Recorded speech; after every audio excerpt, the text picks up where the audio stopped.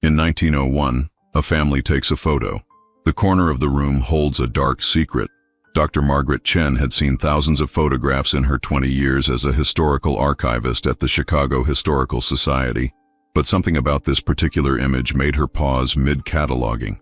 The photograph, recently donated by the estate of Eleanor Whitmore, showed a typical middle-class American family from 1901. A stern-faced father in his Sunday best, a mother in a high-collared dress with intricate lacework, and 3 children arranged formally in their modest parlor. The sepia-toned image captured the Whitmore family during the height of the Progressive era, when photography was still a formal affair requiring several minutes of absolute stillness.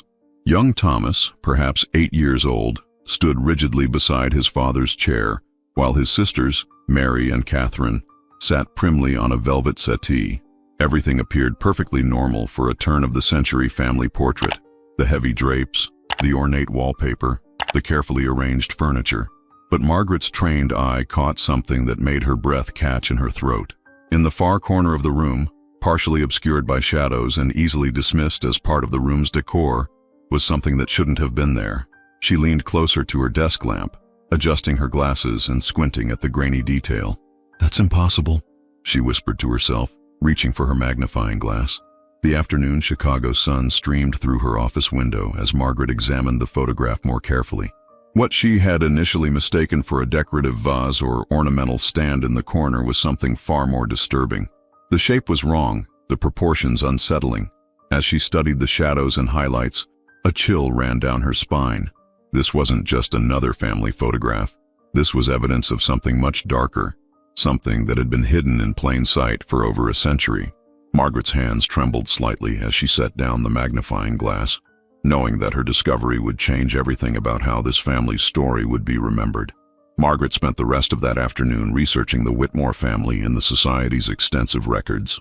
What she found painted a picture of a respected Chicago family who had prospered during the city's rapid growth following the Great Fire of 1871. James Whitmore had been a successful grain merchant, capitalizing on Chicago's position as the railroad hub of America. His wife, Helen, was known for her charitable work with immigrant families settling in the city's expanding neighborhoods. The family had lived in a substantial brick house on the near North Side, in what was then considered one of Chicago's most desirable residential areas. James Whitmore was described in contemporary newspaper accounts as a pillar of the community, a member of the Chamber of Commerce, a regular attendee at Trinity Episcopal Church, and a generous contributor to various civic causes. But as Margaret dug deeper into the historical record, she began to notice gaps in the family's story. The photograph was dated 1901, yet she could find no record of the Whitmores after 1902. It was as if the entire family had simply vanished from Chicago society. Property records showed that their house had been sold in early 1903 to settle debts, but there was no indication of where the family had gone. More puzzling still were the conflicting accounts of the family's reputation. While most sources praised James Whitmore's business acumen and community involvement, Margaret discovered several cryptic references in private letters and diary entries from the period. One entry, from the diary of a contemporary society matron, mentioned troubling rumors about the Whitmore household and expressed relief that certain unsavory associations had finally been severed. As the evening shadows lengthened across her office, Margaret found herself staring once again at the photograph. The family appeared so normal, so typical of their era, yet that mysterious object in the corner seemed to mock their respectable facade. She made a decision that would consume the next several weeks of her life. She would uncover the truth about what had really happened to the Whitmore family and what dark secret they had been hiding in their elegant parlor. The next morning, Margaret arrived at the Historical Society with a renewed sense of purpose. She had barely slept, her mind racing with possibilities about what she might have discovered in that corner of the Whitmore parlor. She immediately contacted Dr. James Morrison, a colleague at Northwestern University who specialized in photographic analysis and forensic examination of historical images. "Margaret, you sound excited about something," Dr. Morrison noted when she called him before 8 a.m. "What's got you up so early?" "Jim, I need you to look at a photograph for me. There's something in it that doesn't belong, and I need to know if I'm seeing what I think I'm seeing." Margaret's voice carried an urgency that made her colleague take notice.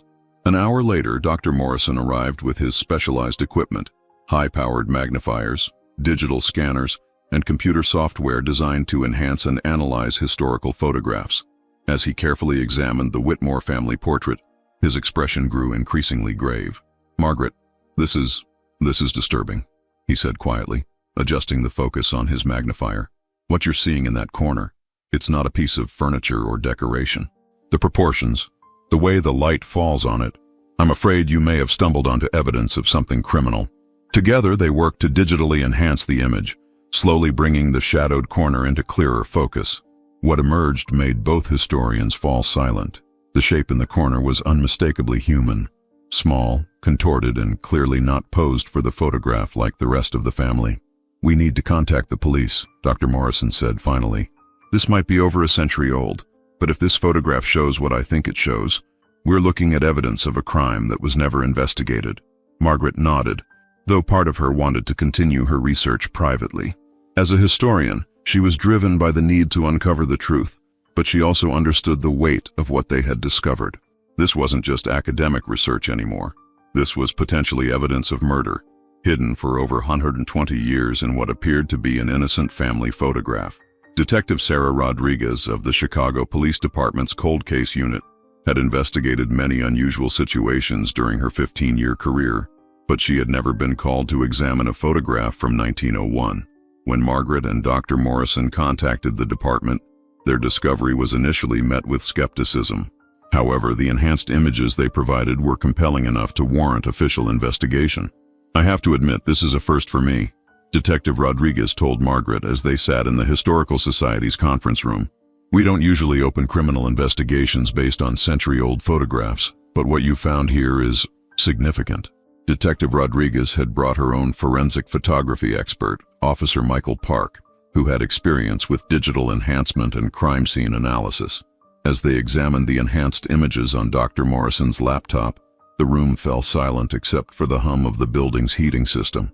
"The positioning suggests this person was not willingly participating in the photograph," Officer Park observed clinically. "The body language, the way the limbs are arranged, this looks like someone who was either deceased or unconscious when this picture was taken." Margaret felt a chill run through her as the reality of their discovery sank in. But how could a family take a portrait with that in the background? How could the photographer not have noticed? "That's what we need to find out," Detective Rodriguez replied. "I'm going to need everything you can find about this family. Property records, business dealings, social connections, any legal troubles. If a crime was committed, there might be other evidence that was overlooked at the time." The detective paused, studying the faces of the Whitmore family members in the photograph. "Look at their expressions," she said quietly. "The father appears nervous, almost guilty. The mother's smile doesn't reach her eyes. Even the children seem uncomfortable." This wasn't just a family portrait. This was a family with secrets. As they planned their investigation, Margaret realized that her academic curiosity had evolved into something much more serious. They were no longer just researching history. They were potentially seeking justice for a victim whose death had been concealed for over a century. The weight of that responsibility settled heavily on her shoulders as they prepared to dig deeper into the dark secrets of the Whitmore family. The investigation expanded rapidly as Detective Rodriguez's team began examining every available record related to the Whitmore family. Margaret found herself working closely with the police, her historical expertise proving invaluable in navigating the archival records of early 20th century Chicago. What they discovered painted an increasingly troubling picture of the supposedly respectable family. James Whitmore's business dealings, upon closer examination, revealed several questionable associations. While his grain merchant business was legitimate, Detective Rodriguez's financial analysis showed large, unexplained cash deposits in his bank accounts throughout 1900 and 1901. These deposits coincided with a period when Chicago was experiencing significant problems with organized crime and labor violence. More disturbing still were the personnel records they uncovered. The Whitmore household had employed an unusually high turnover of domestic staff, housekeepers, cooks, and nursemaids who had worked for the family for only brief periods before leaving without providing forwarding addresses. Margaret found several help-wanted advertisements placed by Helen Whitmore in Chicago newspapers, always seeking discreet, reliable domestic help for private household. This pattern suggests they were having difficulty keeping staff, Detective Rodriguez observed as they reviewed the employment records. People were leaving, and they were leaving quickly. In that era, domestic positions were typically long-term employment. This level of turnover indicates something was wrong in that household. The breakthrough came when Margaret discovered a diary entry from Martha O'Brien, an Irish immigrant who had briefly worked as a cook for the Whitmores in early 1901. O'Brien's diary, housed in the Chicago Immigration Museum, contained several entries about her brief employment with the family. "The master keeps strange hours," O'Brien had written in her careful script. "Visitors come at all times of night, and I am instructed never to answer the door after dark. Mrs. Whitmore warned me never to enter the front parlor without permission, and never to ask questions about the sounds I might hear from that room." Most chilling was O'Brien's final entry about the Whitmores. "I could not remain in that house another day. The things I witnessed, the poor soul I glimpsed in the corner of that room, I feared for my own safety. I pray God forgives them for what they have done, for I cannot." Armed with Martha O'Brien's diary entries, the investigation team began searching missing person reports from 1901 Chicago. What they found confirmed their worst suspicions and added a heartbreaking human element to their century-old case. Among the records at the Chicago Police Archives, they discovered a report filed by Patrick Sullivan, a young Irish immigrant who had been desperately searching for his missing sister Bridget. Bridget Sullivan, according to the missing person report, was 18 years old when she disappeared in March 1901. She had been working as a domestic servant for various wealthy families in Chicago while sending money back to her family in County Cork, Ireland. Patrick's statement to police described his sister as a good girl, reliable and hardworking, who would never leave without word to her family. The connection became clear when Margaret cross-referenced employment records with the missing person report. Bridget Sullivan had been hired by the Whitmore family as a housemaid in February 1901, just weeks before she vanished. According to Patrick's statement, Bridget had written to her family expressing concern about her new employment, mentioning strange goings-on in the household, and her intention to seek other work. She wrote that she was frightened. Detective Rodriguez read from Patrick Sullivan's original statement. She said the master of the house had unnatural interests, and that she had seen things that no Christian soul should witness. That was the last anyone heard from her. Dr. Morrison enhanced the photograph further, focusing on what they now believed to be Bridget Sullivan's remains in the corner of the Whitmore parlor. The digital enhancement revealed details that made the team's blood run cold. A young woman's dress from the period, a hand positioned at an unnatural angle, and what appeared to be bindings around the wrists. Margaret felt physically sick as she studied the enhanced images. They killed her, and then they took a family portrait with her body in the room. How could anyone be so callous, so evil? People have been capable of terrible things throughout history, Detective Rodriguez replied grimly. What's different here is that they documented their crime. This photograph was their mistake, evidence they never realized they were creating. As the investigation deepened, a horrifying pattern emerged that extended far beyond the murder of Bridget Sullivan. Detective Rodriguez's team discovered that James Whitmore had been involved with a secretive organization that operated in Chicago's elite social circles during the early 1900s. This group, which had no official name but was referenced in several private correspondences as the Society, engaged in activities that shocked even the experienced investigators. Through painstaking research in private archives and sealed court records, they uncovered evidence that the Society was involved in human trafficking, particularly targeting vulnerable immigrant women who worked as domestic servants. These young women, many of them Irish, Italian, and Polish immigrants with no family connections in America, would simply disappear. When their absence was reported, they were dismissed by authorities as unreliable immigrants who had likely moved on to other cities. Whitmore wasn't just a member, Detective Rodriguez explained to Margaret as they reviewed their findings. Based on these financial records and correspondence, he was one of the leaders. His grain business was a front. He was making his real money from trafficking women to wealthy men throughout the Midwest. The photograph, they realized, had been taken as some sort of trophy or proof of the group's activities. The casual way the Whitmore family posed with Bridget Sullivan's body in the background suggested that this wasn't their first victim, but rather part of an established pattern of violence that had become normalized within their household. Margaret discovered additional evidence in the records of St. Patrick's Church, where Father Thomas McKenna had kept detailed notes about missing parishioners. His private journals, preserved in the Chicago Archdiocese archives, contained heartbreaking entries about families seeking help to find their missing daughters, sisters, and wives. "The evil that preys upon our most vulnerable souls continues to grow," Father McKenna had written in 1901. "I fear that among our city's most respected citizens lurk predators who view these innocent girls as nothing more than commodities to be traded and discarded."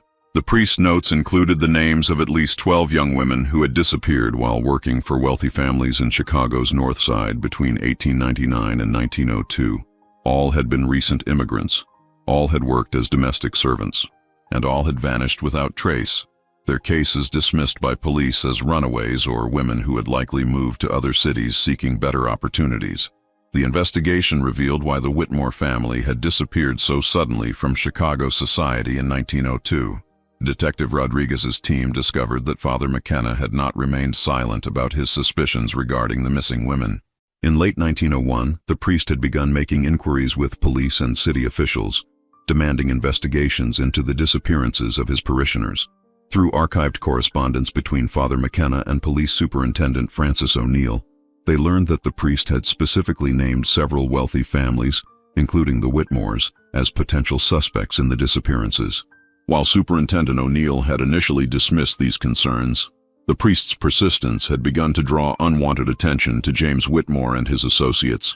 "McKenna was getting too close," Margaret observed as she read through the priest's increasingly urgent letters to city officials. "He was connecting the dots between the missing women and the families they had worked for." The photograph, they realized, had been taken in March 1901, just days after Bridget Sullivan's disappearance, and weeks before Father McKenna began his formal inquiries. It was likely meant as a private record for the society, documenting their crime for the twisted satisfaction of its members. Bank records showed that James Whitmore had begun liquidating his assets in December 1901, converting property and investments into cash and gold. By February 1902, the family had left Chicago entirely, leaving behind only debts and their former associates to face any potential investigation. Through passenger manifests and immigration records, Detective Rodriguez's team traced the family's escape route. The Whitmores had traveled by train to New York City, where they boarded a steamship bound for Argentina. In the early 1900s, Argentina was a popular destination for wealthy Americans seeking to escape legal troubles, as the country had limited extradition agreements with the United States. They started new lives in Buenos Aires, Detective Rodriguez explained. James Whitmore became Santiago Blanco, a wealthy cattle rancher. Helen became Elena, and the children took on new Spanish names. They lived comfortable lives in South America while their victims' families in Chicago never learned what had happened to their daughters. The realization that the Whitmores had escaped justice and lived prosperous lives while their victims remained forgotten added another layer of tragedy to the case. While the Whitmore family had long since escaped earthly justice, Detective Rodriguez was determined that their crimes should not remain hidden. Working with Margaret and the Chicago Historical Society, she began the process of formally documenting their findings and ensuring that the victims would finally be remembered and honored. The first step was contacting the descendants of the missing women. Through genealogical research and immigration records, they were able to trace the families of several victims, including Bridget Sullivan. Her great-great-nephew, Michael Sullivan, still lived in Chicago and worked as a carpenter, completely unaware of his family's tragic history. For over a century, our family believed that Bridget had simply disappeared into America, Michael told Margaret during an emotional meeting at the Historical Society. "My great-grandfather Patrick never stopped looking for her, never stopped hoping she would write or come home to Ireland. He died not knowing what had happened to his sister." Margaret worked with the Chicago Police Department to create a comprehensive report documenting their findings.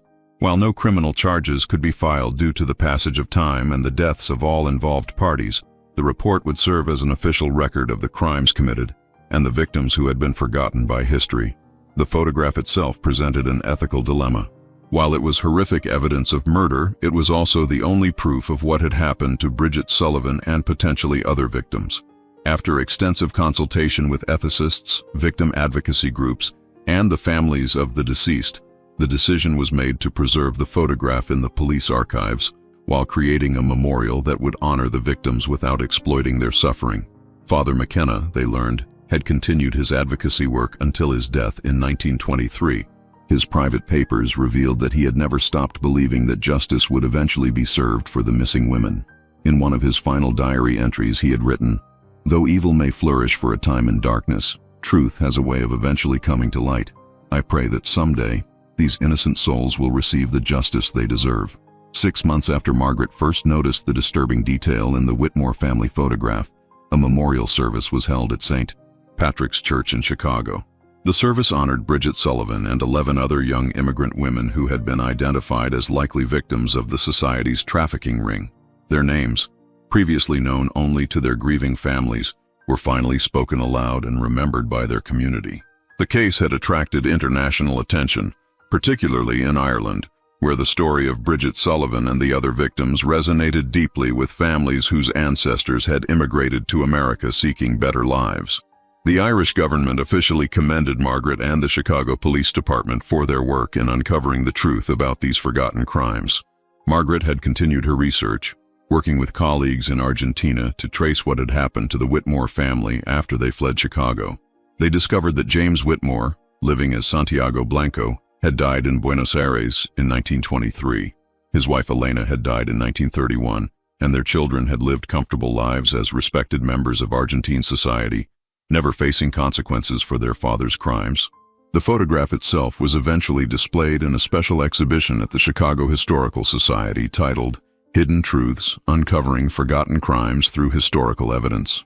The exhibition drew thousands of visitors and sparked conversations about how many other historical injustices might remain hidden in archives and family collections around the world.